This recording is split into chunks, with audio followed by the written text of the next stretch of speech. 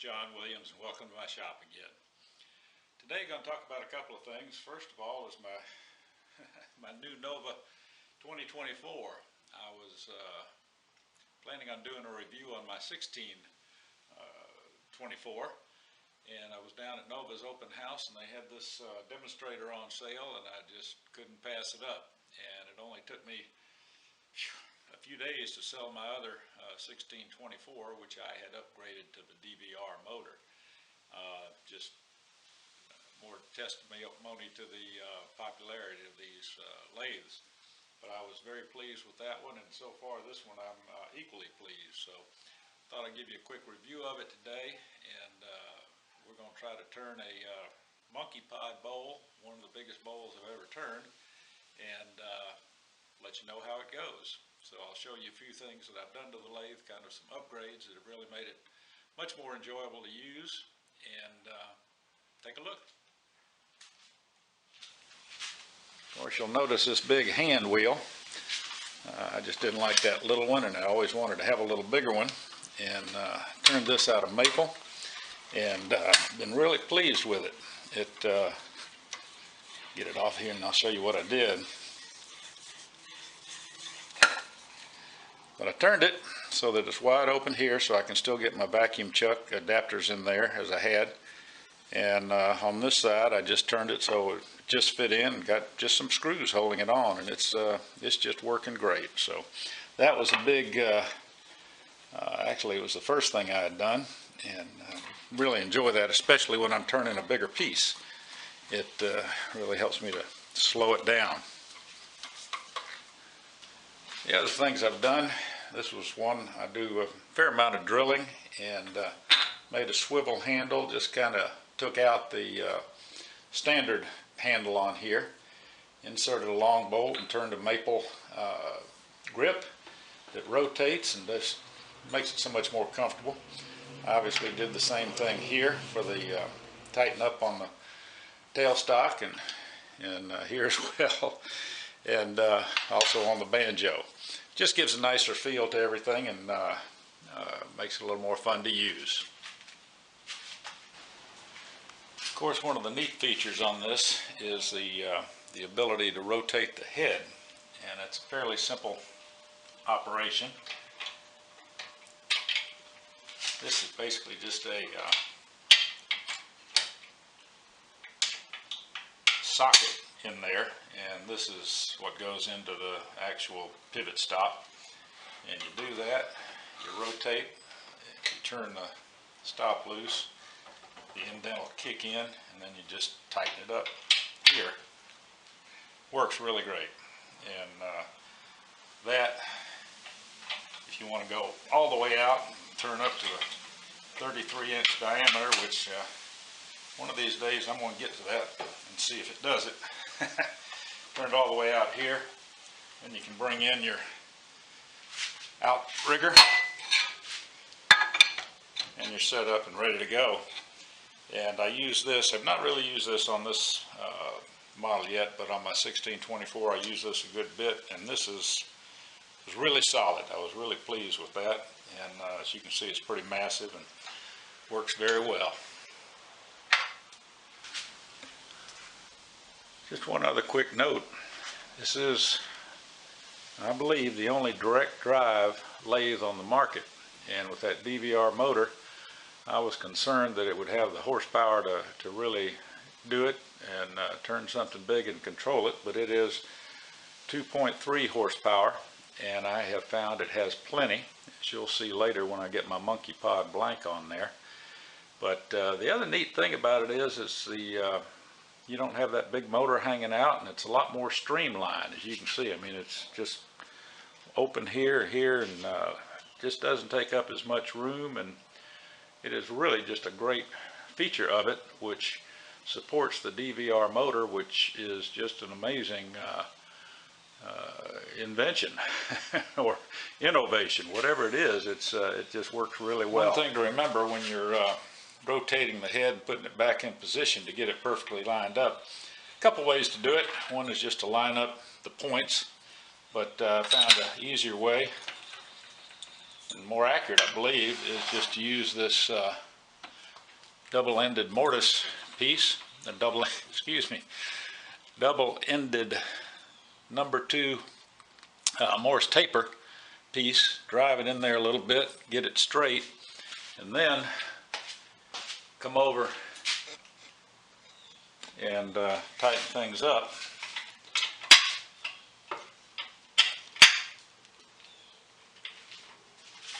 And then just pull it back out, and you're lined up. That's a tremendous feature, or a piece of equipment that really helps you. Now with the DVR motor, the controls are all electronic, and I've come to really enjoy that. If you've got some settings up here where you can have some standards, and you can set what your default RPM startup is, and here it's 500. There, I just demonstrated how it turn itself off if it has a big catch or something stuck. But it starts at 500, and if you want to go up or down, you're good. The slowest speed, it'll get down to 100 RPM, which is great if you're doing big stuff, which I tend to gravitate to. So you can start it at 100 and get up until you find out how fast you can go with the off-balance piece or whatever. And then you've got some set speeds. Like if you want to start at 250, you go over to the program and say, yep, I want to do that, and you're off and running. And if you want to get up to 750, that's it. Hang on a minute. Let's start at 750. So you can set it at anything you want to set it at. And you know, if I'm doing some little spindle work or something, I want to get it right on up there, up to 2200. And it's really a quiet motor too. Very impressive. But the DVR motor, the way it works, it automatically senses resistance and will pump more energy to it. And if there's less resistance, it'll pull energy back, hold energy back, so it's saving on your electrical bill. I don't know that it'll pay your mortgage rent, but it does. It's a savings, and it's a good thing. But very, very interesting controls, and a lot of other programming features that the instructions and all run you through them. But it's just a great electronic control I really like.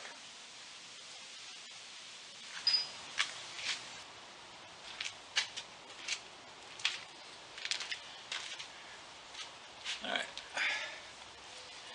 This is the Monkey Pod blank we're going to get on there. As you can see, this is a 19-inch radius disc that I'm trimming it up with.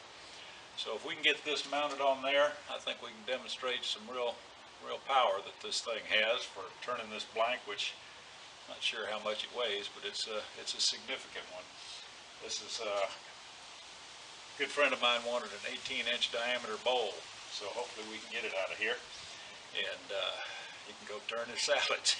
I think he's expecting a big crowd. But anyway, I want to finish getting this thing cut up, and then we'll see you at the lathe.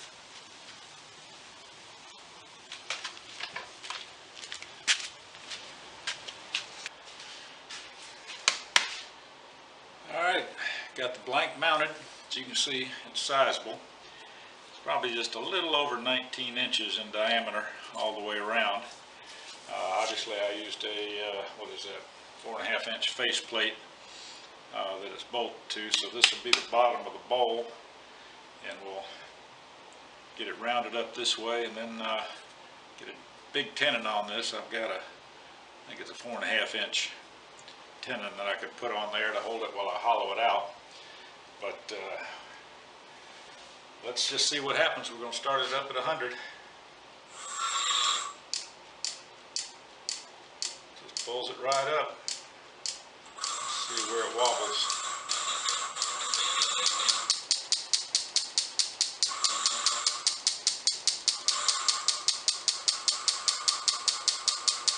300. That'd probably be a good place to start. I got a little flap down there, but just show you how this motor starts up. Now that I know it's 300, we're set on 300, and away we go. All right, let me get my face mask on and my breather here, and we'll get ready to go. Because I am told that this monkey pod is nothing you want to breathe, and I'll abide by that. Sounds like a good plan. So you get suited up and we'll get started.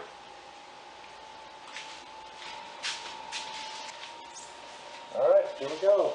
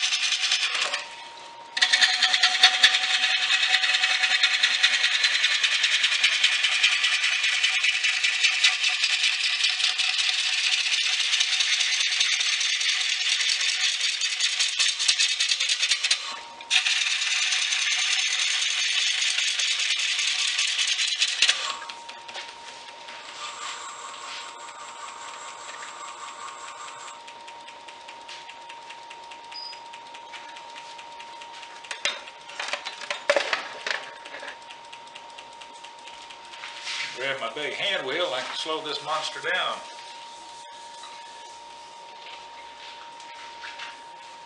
Oh, that's going to be pretty. But I think you can see that this lathe took this, I don't know, it's probably somewhere between 40 and 50 pound blank and has absolutely no trouble rotating it at all. So I'm going to go ahead and get this thing rounded up a little bit, and I'll get back to you when we're ready to turn it around.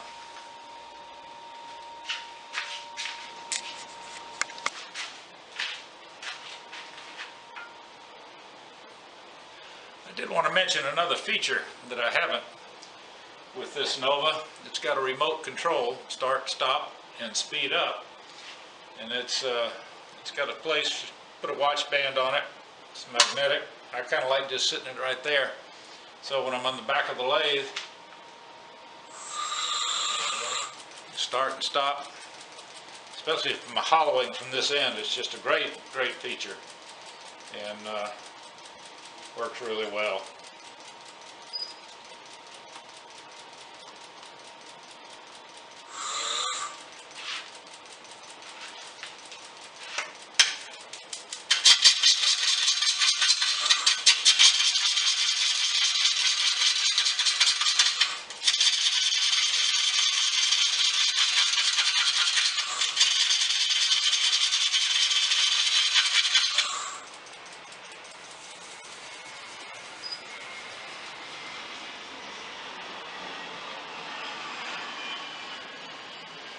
My old friend, my customer, wants a 18.5-inch diameter bowl. I think I'm gonna come pretty close, but to get a blank that big on a 20-inch lathe, tough to do. So we'll just keep on rounding it up and see what we get.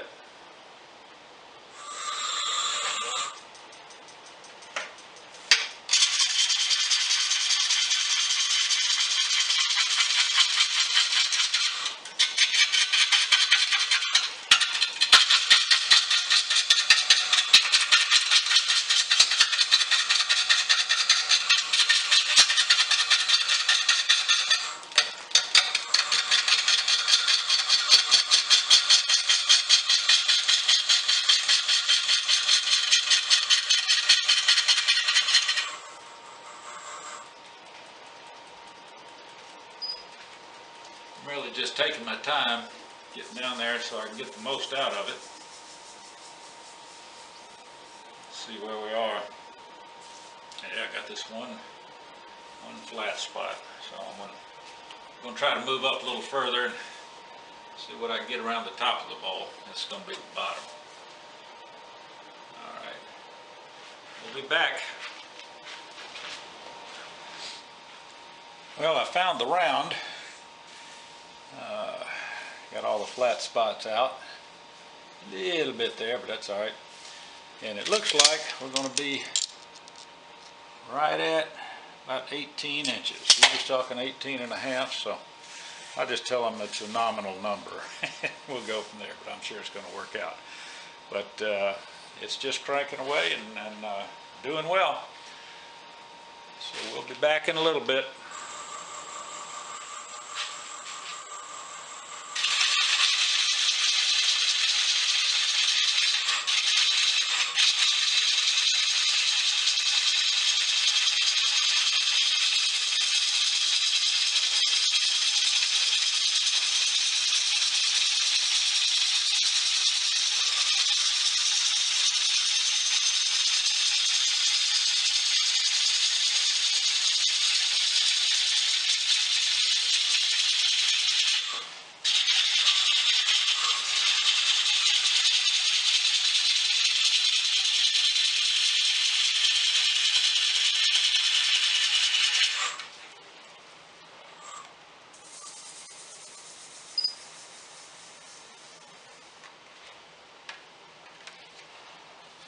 Alright, we got the outside, maximum diameter. I'm going to shape it a little bit, but it is some beautiful wood. It's going to make one heck of a nice salad bowl. One big salad bowl too. So we'll be back when I get it finished shaped to get the tenon on.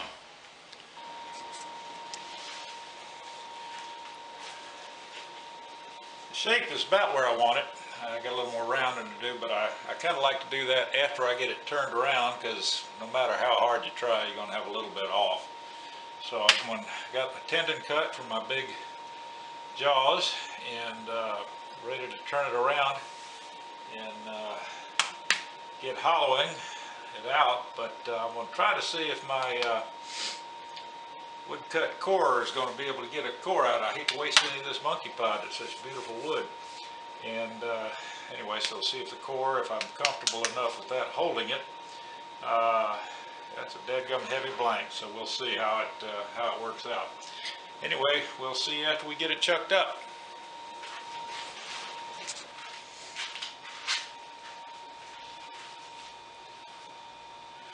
I'm using the Nova Titan chuck with the largest power grip jaws they have, and I've used these on a few large things and have not had a bit of trouble with them.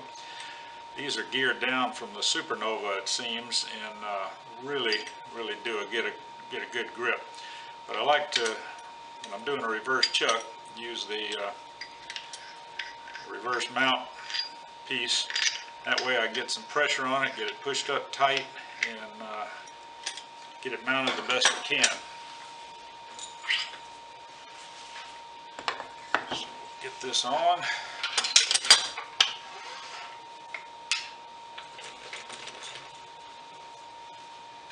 And let's see if we're opened up wide enough, a little bit more.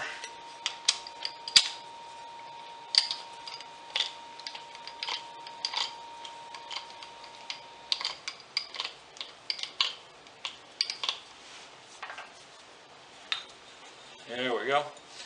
Now I like them, I like the, if I'm on twice turn something, I always like that tenon turned a little bit bigger than possibly necessary, so that if I have to return it, refit it, I've got some room to do that. So here, I'm able to put some pressure on it. I know it's going to be up as tight as it can go, and I can get this thing tightened down.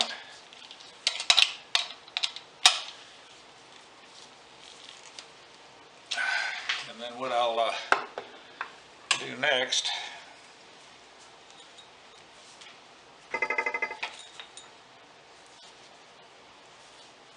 pull that off.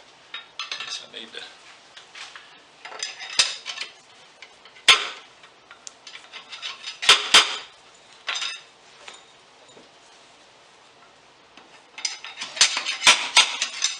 go, and free it up, make sure everything's still tight, and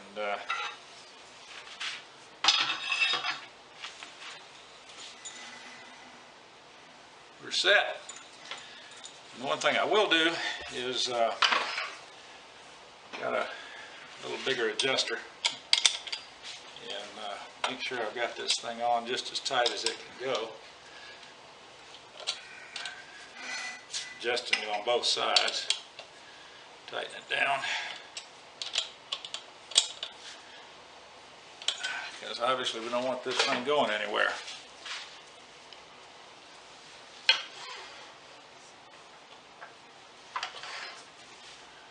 All right, now we'll just get it mounted on the headstock and we'll be going.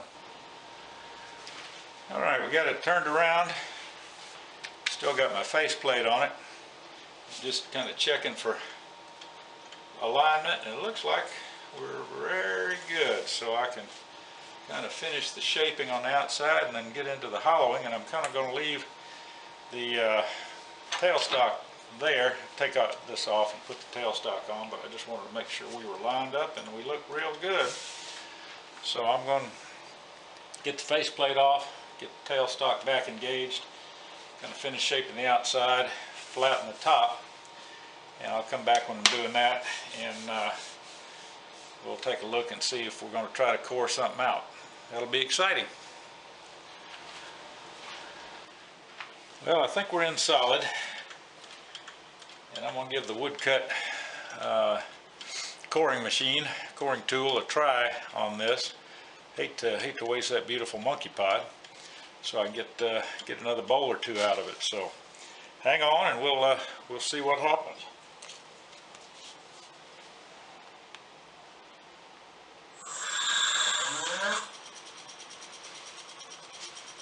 Slow it down a little bit, maybe about 400. I've been running at 500.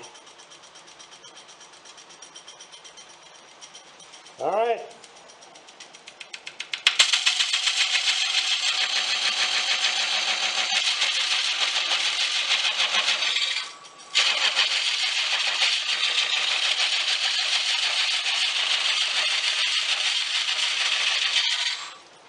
Well, I got to do a little quick reset. Got to raise this up a little bit.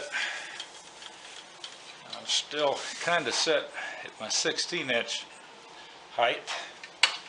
And anyway, let's see what I can do with that. Oh, actually, I take that back. I think it's just right. I was misreading. All right, everything tightened up, ready to go.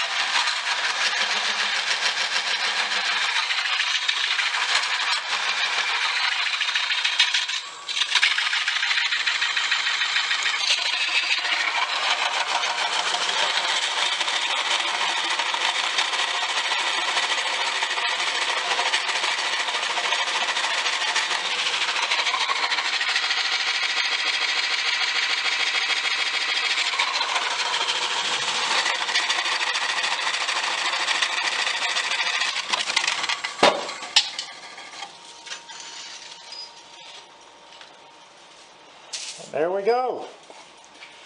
We got our core out, so we can make another bowl or two out of this beautiful monkey pot. And, I'll have to look into it. Woodcut makes a larger size coring machine, but that'll make a pretty bowl as well. So anyway, on with the hollowing, and we'll be back with you. Alright, I'm just going to continue on hollowing. I got started out. I think I'm going to leave my thickness about 1 inch for it to dry out. Hopefully that'll be enough. But I think, as you can see, this lathe, a good old Nova lathe, is not faltered. It just keeps on going, and just been a great lathe. So here we go, a little more hollowing.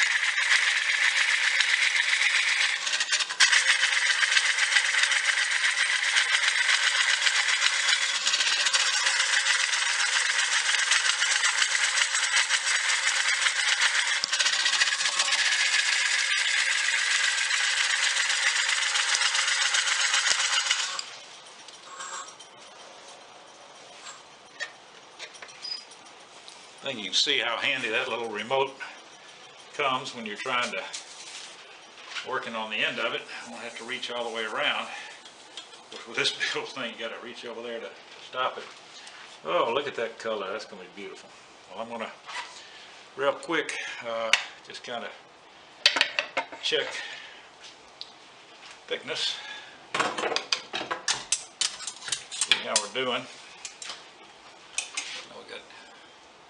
Oh yeah, got a long way to go down there, but pretty good. Yeah, we're coming along. All right, we'll come back and get a little closer to it. Well, there you have it. We're all rough turned, and I think it's going to be a gorgeous bowl. I've left it about 1 inch thick all the way. And that monkey pot, it was wet wood. I've got to clean up my lathe pretty quick here at some WD-40 and get all that mess off of there. But anyway, it's a heck of a lathe. I'm real pleased with the Nova people and their support when I've been down there to their, actually I guess it's their USA Center over in St. Pete. Nice people, very knowledgeable, know what they're doing, and have really been helpful. So we like Nova. Thank you for watching, and please subscribe.